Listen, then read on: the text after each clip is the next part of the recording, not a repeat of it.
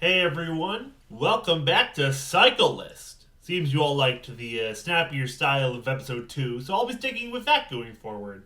How do March's games stack up? Let's find out! Konami's classic run and gun is back with Contra Operation Galuga, a reimagining of the NES original. Is this entry a return to form, or a waste of space?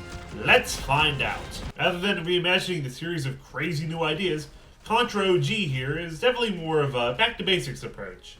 You run through the stages, grabbing power-ups and blasting aliens. The gameplay's quick, action-packed, and most of all, fun. All the classic power-ups are here, along with some new ones. There's a lot of playable characters, and each one plays a little differently. Some have unique skills or even unique weapons, perfect for multiple playthroughs.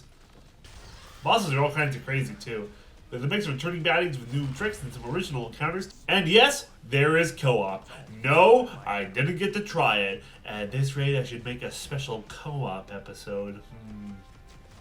Overall, Contra OG is a short but very sweet game. You probably knock out the main story in a few hours, but this is the kind of game you play over and over again. Get stronger each time. I've already replayed it a bunch, actually. Turns out all Konami had to do to make a good Contra game was actually make a Contra game. Funny how that works. Slap it right here on the list. That's a good place than any. Next game! Now here's a rarity. It's not often Princess Peach gets her own game, but she's back with Princess Peach Showtime.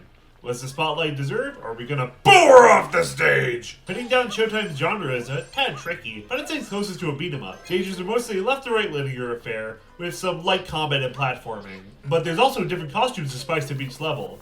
These costumes give Peach unique abilities, and the levels are built around these costumes in both theme and gameplay. The gameplay is honestly super simple, but the heart shines through every corner.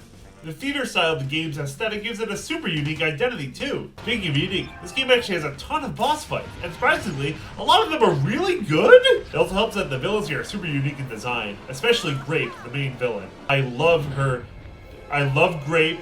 I love that Peach gets her own villain that has nothing to do with Bowser, and I hope we see more of her. She's so cool.